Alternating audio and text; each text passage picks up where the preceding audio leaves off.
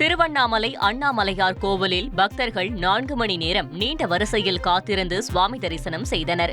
கோயிலில் அதிகாலை நடை திறக்கப்பட்டு ஆகம விதிப்படி சிறப்பு அபிஷேக ஆராதனைகள் நடைபெற்ற நிலையில் ஞாயிற்றுக்கிழமை விடுமுறை தினம் என்பதால் தமிழ்நாட்டின் பல்வேறு மாவட்டங்களில் இருந்தும் ஆந்திரா, தெலங்கானா, கர்நாடகா உள்ளிட்ட பல்வேறு வெளி மாநிலங்களில் இருந்தும் ஆயிரக்கணக்கான பக்தர்கள் வருகை தந்தனர்.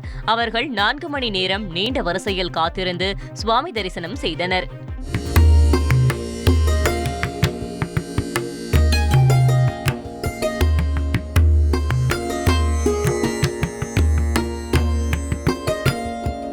விடுமுறை தினம் என்பதால் திருச்செந்தூர் சுப்பிரமணிய சுவாமி கோயிலில் பக்தர்கள் கூட்டம் அலைமோதியது. இதனால் பக்தர்கள் 6 மணி நேரத்திற்கும் மேலாக வரிசையில் காத்திருந்து சாமி தரிசனம் செய்தனர். பல்வேறு பகுதிகளில் இருந்து அதிகாலை முதலே தொடர்ச்சியாக வருகை தந்த பக்தர்கள் கடற்கரையில் புனித நீராடி நாழி கிணற்றில் குளித்துவிட்டு பிரைவேட் லிமிடெட் கம்பெனி ஆரம்பிக்கலாமா இல்ல பார்ட்னர்ஷிப்ல ஆரம்பிக்கலாமா? எது கன்ஃபியூஷன்? ஒரு எக்ஸ்பர்ட் கிட்ட பேசிரோம். எப்படி பாஸ் வாலா பி தி பாஸ்.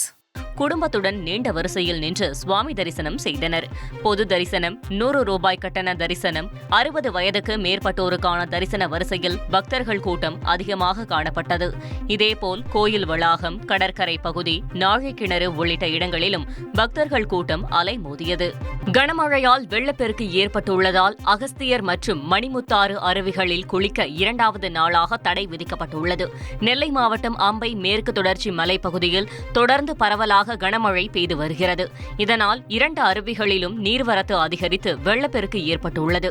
இதனால் 2வது நாளாக இன்றும் அருவிகளில் சுற்றுலா பயணிகள் குளிக்க தடை விதிக்கப்பட்டுள்ளது.